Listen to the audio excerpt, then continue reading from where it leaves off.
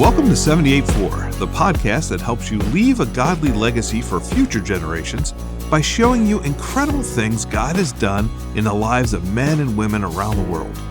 If He can do those things in these people's lives, imagine what He can do in yours. I'm Bob. And I'm Matt. So, Bob, we're back. It's been a bit. It's been 2 years, Bob. It's been a long bit. It's been a long bit. So I guess before we reveal the topic that we're going to be exploring today, we should kind of speak to the cliffhanger we ended season 2 on. We had to cut season 2 short, and it was with sudden news that you had cancer and a cancer surgery coming. So the good news I can relate to everyone is this is not an AI chatbot version of Bob. This is the actual, I see him. He's right in front of me, and there is a person. He looks good. Good enough. Yeah, let's not get carried away with this. But tell us what you've been going through in the last 2 years. Okay, well, long story short is I've been diagnosed with cancer, and because of the changes that would happen in my life as a result of the surgery, they were trying to delay it as long as possible, and things looked kind of good. And then all of a sudden, tests started going wild, and the cancer was far more aggressive than what they originally thought. My doctor said, hey, you jumped from low risk to high risk and completely skipped over medium risk. Wow, you're an overachiever. Well, it's one of the few things in my life I have. So I guess I should be proud of that. And so, when we did our last episode, I had surgery like a week or two after that. And it took a while to recover from the surgery, and there's things that, as a result of it, I can't do anymore. And so it's kind of been difficult dealing with some of the life changes as a result. And then the other part of it is that when I was diagnosed, I had a friend who was diagnosed at the same time. I also had another friend who had the same surgery from the same doctor 2 months after me. The first friend died within a year of his diagnosis. My second friend, the one who had the surgery 2 months after me, and I was kind of talking him through it. This is what to expect and all. He's now stage 4.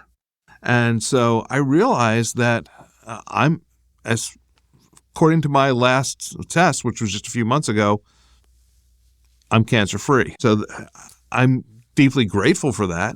But it's also kind of a struggle looking at the other people that I care about that either didn't make it or are really struggling right now. Right. It's good to hear that you're doing great and that you're at this moment cancer-free. And it really does kind of set up wonderfully our first topic of the season, almost as if we planned it. What a shock. Oh, my goodness. And that topic is, how do I deal with suffering? Because we're all going to suffer at some point. It's kind of inevitable for us humans. It's built in, whether it's now, in the past, or in the future. Our mortality, our pain, suffering, it's all part of my life, it's part of Bob's life, and it's part of your life. So the question is, how do we handle it? Just this past week, Bob, my 11-year-old daughter came up to me, sad as can be, to tell me about her recent suffering. Her best friend in the neighborhood unexpectedly moved a month ago. No warning. Wow. We had no clue. I don't even think the kid had a clue, and he's just up and left. So it, of course, broke her little heart. It was the best friend in the neighborhood to play with. And she was telling me that now, a month later, that all the things she used to do with him, riding bikes, throwing the football around, she said missing him hurts so bad that she feels like she can't do any of those things anymore. She can't touch a football. She doesn't want to ride her bike anymore. The suffering is so strong, she said, that even the sneakers that she used to put on, she can't put the sneakers on poor kid. anymore. So, of course, my first thought was what you thought. Aw. My second thought was, yikes. If this is how she reacts every time she suffers in life, and all life is a series of suffering and loss, she's going to run out of things she can do in life pretty quickly if this is how she deals with it. And she's going to run out of shoes real fast. So she reminded Such compassion. Yeah, well, yeah. The first thought was compassionate. Then I started thinking these things. But she did remind me just how important it is for all of us to know how to properly deal with suffering. That unless we all want to run out of shoes, maybe we all need to figure out why and understand why God sometimes allows suffering, what we can gain from the pain. So that's what we aim to do today. Find our gain in the pain. Find out what we can take from the inevitable suffering life throws at us and learn something constructive from it. See what God is doing in it. And as always, we're going to hear from 3 different people who have dealt with the pain and suffering in their life and hopefully gain some insight along the way. Yeah, I love the quote from C.S. Lewis in his book, The Problem of Pain. And it's, God whispers to us in our pleasures, speaks in our conscience, but shouts in our pains. It is his megaphone to rouse a deaf world. Right. And our first friend that we'll hear from today is Maria Rasmus. She and her husband Willie are South African, but for several years lived in the United States. I think her understanding of pain is profound. What I really appreciate about the American culture is the way they do Thanksgiving, which we don't really have in South Africa. So we sat at Christmas time and we did a Thanksgiving celebration with 2 of our daughters and their family. And we sat around the table and each one gave thanks to something that God had done in their lives. And it was such a tender moment. The only daughter that couldn't make it to us, her name is Diane. And she and her husband had plans to go on vacation during that time. So we came back to Orlando. We had just unpacked everything, and my other daughter, Anita, my youngest one, phoned me with the news that Diane had passed away. You've got no idea what that felt like. She had a stroke, and it was Old Year's Eve, and they were going to go to a party that evening, and she said she wanted to go for a lie down before the evening. And she went and she had a nap. And when he came to wake her up, she was lying on the floor and she had passed away. And I got this news, and it was like something that you cannot imagine. It's just pain that you can't explain, to lose a child so suddenly. I didn't know how to cope with the pain I had. And I was sitting with the Lord the one morning and saying to him,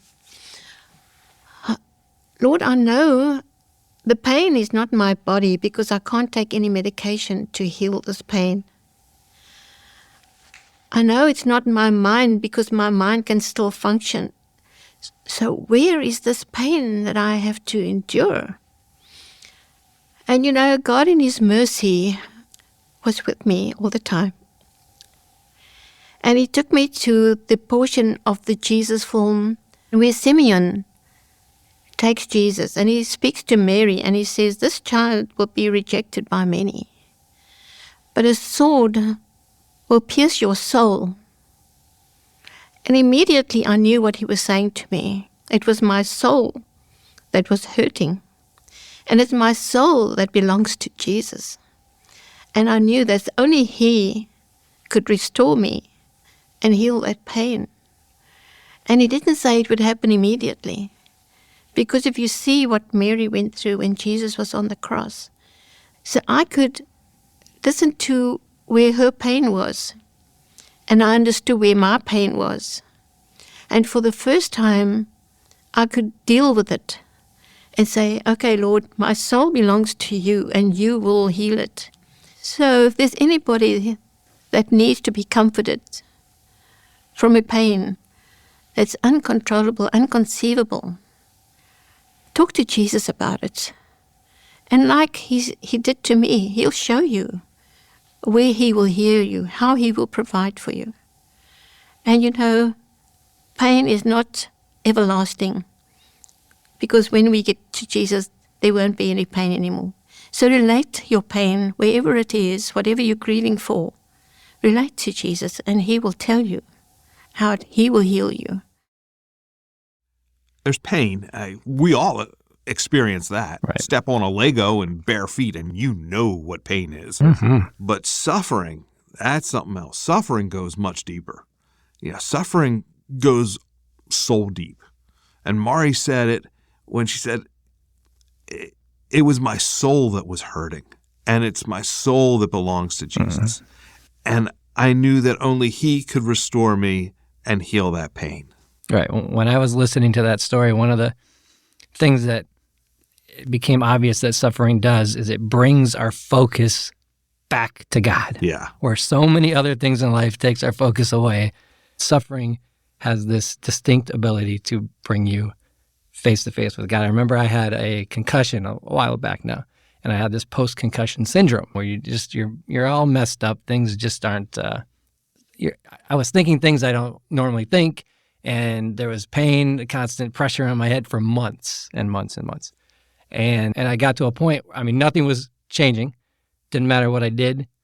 And so all I could do, there was nothing more to do, but to fall on my knees and bawl to God. If He's not going to do it, no one else is either. So it just makes sense to go to Him. So I just had to just cry out to God. And I'm not a crying kind of guy, but I just was bawling to God, I need you. And I felt God's presence in that moment, and that helped me. And it's not like the suffering just instantly went away. But what I loved about that reminder is that because I suffered, because I was suffering, it reminded me to go to the one person who can heal. Just like Mari said, that suffering is like a laser beam to the soul, or the only place that lasting healing can happen is from God. And so it's good to get that reminder. And sometimes, sadly, the only way we get that reminder is by going through it, by suffering. Which brings us to our next story, from Elizabeth and Eric Schenkel. And I have to say, this may be, at least for me, it was the most powerful explanation of what good can come out of suffering that I have ever heard. Before I heard their story, I always saw suffering as something you just endure. Just get me through this, God. I'll see you on the other side, God. I'll see everyone else. And the actual suffering part, I don't want any part of. And then I hear the Schenkels say that suffering can be something where people can become better people out of it. Yeah. That we can become more connected to those around us, to humanity, and find good that comes out of the act of suffering. Kind of blew my mind. So I'm very happy to share this story with you all now. Elizabeth and I packed up our family and moved to Central Asia that had been under Soviet atheism for 70 years and Islamic domination for 1,000 years before that, and had the privilege of being a part of sharing the gospel for really the first time in all those years. And we, for 2 years, had been experiencing, along with the rest of the body of Christ, and experienced a lot of increasing pressure. More and more people being arrested, more and more threats. We had already been robbed a couple times, so we knew the drill. They came when you were out of your house, and they'd just sort of clean you out. That we had nothing left for them to steal. So it was like, oh, well, this is not a big threat. And that night, we went to bed, and about 4 a.m, I woke up, and I just had a sense of evil in the room, as if the devil himself was standing in our bedroom. And I saw the figure of a man, like a shadow, in the doorway. And I thought maybe Eric was coming back from the bathroom or something. I closed my eyes, but I felt kind of uneasy, and I opened my eyes again, and now there was someone standing at the foot of our bed and another shadow in the doorway. And I realized that there were 2 men in our room, and Eric was in fact sleeping next to me. Without even thinking, I yelled to Eric, "Eric, wake up, they're here," like they were dinner guests that were late or something. And no sooner were the words out of my mouth than the first blow fell on my head. They had ski masks pulled over their heads, so all you could see were their eyes. I didn't see any of that. All I saw were shadows. And then they were carrying hatchets, which was the weapon of choice for the Al-Qaeda affiliate in that country. Their MO with the hatchet was generally to beat you senseless with the blunt side of the hatchet and then cut your head off. Well, I wasn't really processing all of that. All I knew was that my head was hurting like crazy. The guy probably fractured my skull with that first blow and then just started wailing on me.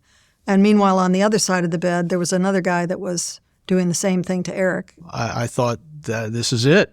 There's no question. I didn't even try to resist the first few blows. And they were just beating and beating, and with every blow, Eric and I were both just calling out to the Lord. I was calling out to the Lord because I just didn't know what else to do. It was just unthinkable. At one point, I remember thinking, I wish I could tell this guy, you're going after the wrong person. All I do is dishes. I am not worthwhile. Not true. And that's really the last thing I remember. I woke up on the floor. It was dark. I was bleeding badly, and it was quiet. And so I started to call out to Eric and to the girls, and nobody was answering. And that was really my lowest moment, because I was certain that they were all already dead. And I was just terrified, just shaking. I thought they're coming back to finish me off. And I heard Eric's voice. And he said, honey, I'm here. And he knelt by me and he said, honey, someday you're going to look back at this as the best day of your life. And I thought, what are you talking about? This was, we were both still terrified, just shaking with terror that these men were going to come back. And yet, instantly, I knew what he was saying, that he was referencing all the stories that we had both read about people who had suffered for the sake of the gospel, starting with the Lord himself, but starting with the book of Acts and right on down through the history of the church. And I realized, this is a privilege. This is a privilege. He's absolutely right. And I'm so grateful that you said that to me, because that really set me on course for my whole life since then. It eliminated self-pity. It eliminated everything but gratitude and joy. There's a mystery to suffering, that God is glorified in the midst of our suffering. And for us, the way in which God made that day the best day of our lives was really related to that mystery. From that moment on, folks were more open to us. It's a mystery why. The only thing I can understand is that they knew that we had had the privilege of suffering for what we believed. Before we were attacked, I would get opportunities to speak with groups of women, and they looked at me with great skepticism. I was the rich American woman that didn't understand their lives, because they all had stories. They all had stories of tremendous suffering. Well, after we went back, and I was invited to those same kinds of events, and I would stand up in my weakness. I was walking, but unsteadily. I was still in a cast, and yet I would stand up in front of those women or sit in front of those women, and I had 100% of their attention. They were drawing the Word of God out of me. It was day and night, day and night. That's something you can't buy with money. Yeah. There was some sense in which we had done more in our suffering than we had ever done in our ministry. Seeing hearts opened by laying there and getting beaten than we ever did in any of the trips we took to proclaim the message. Because the fact of the matter is that the sinful waywardness of the world is only undone through suffering, through the suffering of Christ. And as Paul said, he talked about filling up the sufferings of Christ. And by just the wear and tear of human life, every one of us suffers, and we wonder, wow, is there anything redemptive in our suffering? And I think in God's mystery, there is. There is the redemptive benefit that is a mystery, but then there's also the benefit to us of that fellowship with Him in the midst of suffering that is very sweet. I I sometimes say my mom used to bake chocolate cookies. She would buy the baker's chocolate, that has absolutely no sugar and tastes horrible, but it smells like chocolate, which we associate with good flavors. And I remember maybe I was 4 years old. I finally worked up the courage to actually steal some of the chocolate while she was baking the cookies, and it was just so bitter. But then she would add butter and sugar to it, and it was the most delicious stuff. And that's kind of an image for me of suffering. The suffering we go through is not happy. It's not fun. It's by its very nature painful. Suffering hurts. But when in the midst of that we come to Christ and we press into Him and we pour out our hearts to Him, those times for me become the sweetest times. I don't know why bad things happen all the time. I often say that somewhere along the line my why got broken. Sometimes we actually were blessed to see some of the why. We saw the openness of the people and the fruit that came out of a very difficult time for us. But sometimes we don't get to see the answer to why. And then we need to just rest in the Lord and His love. He is good. He is good. All His ways are good. And we can entrust ourselves to Him even in the midst of suffering. I remember when we recorded that interview, and I walked out of the studio thinking, I don't even deserve to be in the same room with those two. I mean, their story and what God has taken them through is just amazing. I mean, it's just an incredible perspective to have. And I mean, like a lot of people, I'm sure the question of how could a loving God allow people to suffer is a big one. Yeah. And it can make you fall away from God, or it can bring you closer depending on how you answer that. And I can explain to at least my satisfaction why there is suffering in the world, and I'm okay with it, which is that God is love, and that God puts love above all else. Mm-hmm. And for love to matter, you can't force it. Right. So God has to let us choose to love or be allowed to choose the opposite. And sadly, a lot of humans choose the opposite, and there's lots of suffering. There's lots of people hurting other people. And to me, that's helpful. And it's true. But that doesn't help me with the second question that always comes to me right after that, which is, why does God sometimes keep us from the suffering or save us from the suffering, and other times He lets us go through it? I get that one. That one doesn't, that answer doesn't come so easily. And really, before I heard from the Schenkel story, I had trouble reconciling that. I just let it be. I didn't have an answer. The answer was always, God is sovereign. Right. God is good. Mm. And as a Christian, we know that. And we say, I get that God's got a plan even though I don't see it. But that does no help. Zero help in the actual moment of the suffering. No. Moment in the suffering, knowing that does nothing to make me go, yeah, but what am I getting? Like, what's the point? What can I feel is the point? And to me, what was cool about hearing what the Schenkels went through is that there are so many things God can teach us in life through suffering. And that one is that we can see suffering almost like a bridge to helping others in their pain. That there is real power in our suffering that brings people together in empathy for one another. So it makes suffering not just something bearable that we endure, but something that we endure so that we can help each other through the broken humanity around us. Absolutely. That's what Eric and Elizabeth said. We don't know why God allows suffering, but we can trust Him to bring about sweetness from it. Right. And the other day I was reading the Gospel of Luke, and I saw something I'd read a gazillion times but never noticed. And in Luke 22, it's the night of the Last Supper, and Jesus says to Peter, "Simon, Simon, behold, Satan demanded to have you, that he might sift you like wheat. But I have prayed for you that your faith may not fail. And when you have turned again, strengthen your brothers." Now, I always focused on the fact that Jesus prayed for Peter because Satan demanded to sift him like wheat. Mm-hmm. What I overlooked, and this is the thing that just kind of smacked me upside the head, was the fact that Jesus didn't stop Satan. He could have. He certainly had the power to do so. he knows Peter is going to fail, but he's got a purpose for it. When Peter denied him, Peter was crushed over that. He was absolutely broken.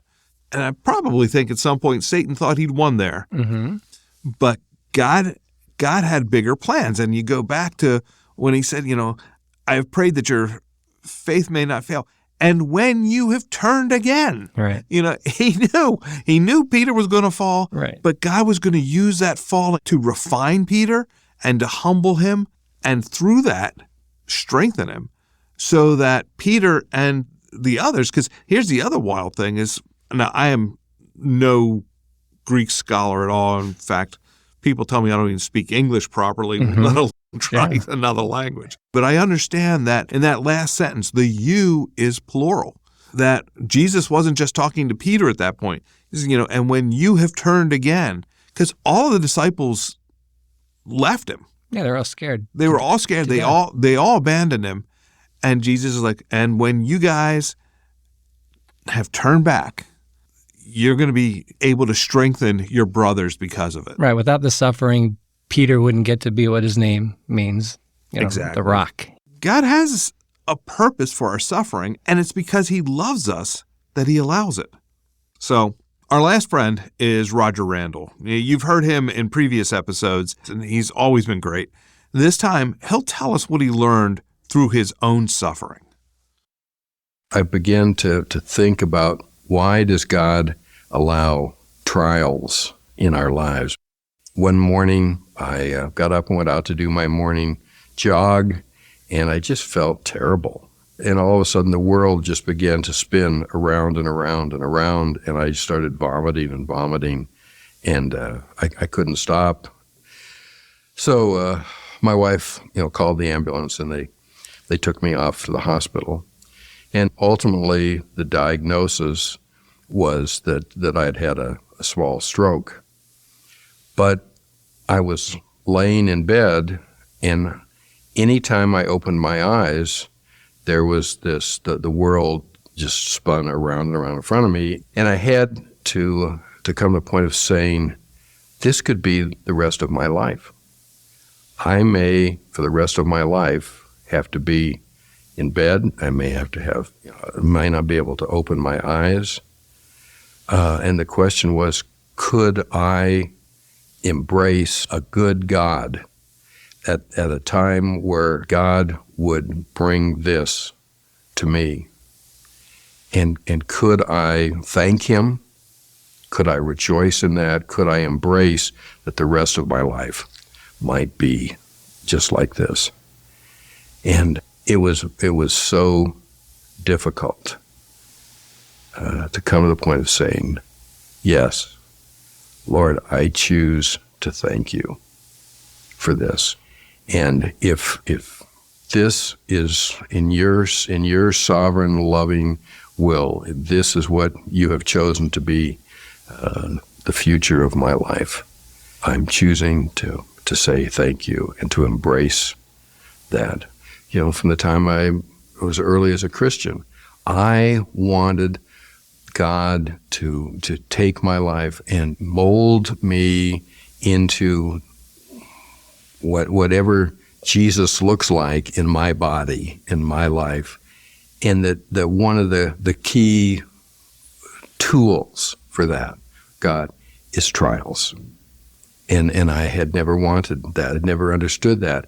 To me, as long as I just walked by faith and trusted God, there might be some short-term kinds of things, but the reality was that God intentionally brings trials into our lives to demonstrate that he is trustworthy.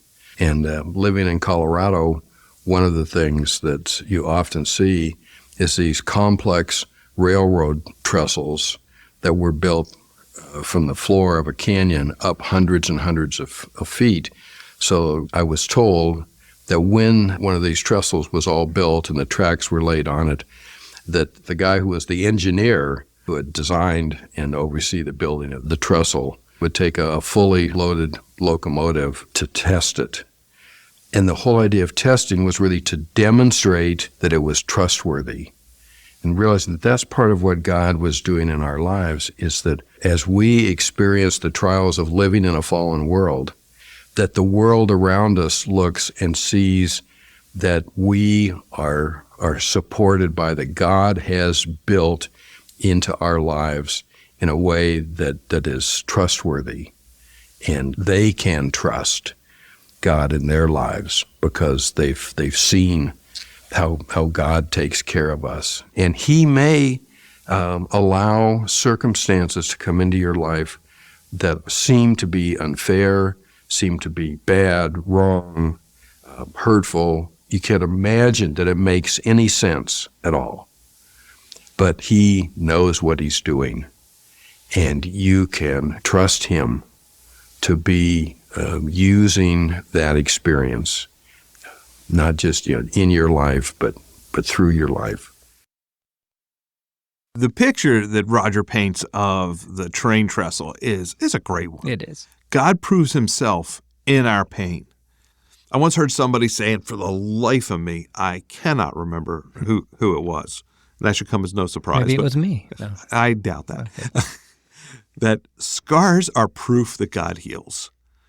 And we all have scars.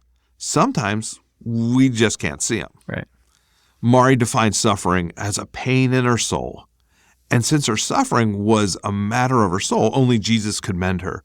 Eric and Elizabeth said suffering hurts, but when in the midst of that we come to Christ and we press into Him and we embrace His presence, those times are the sweetest because that's where the treasure is. Yeah.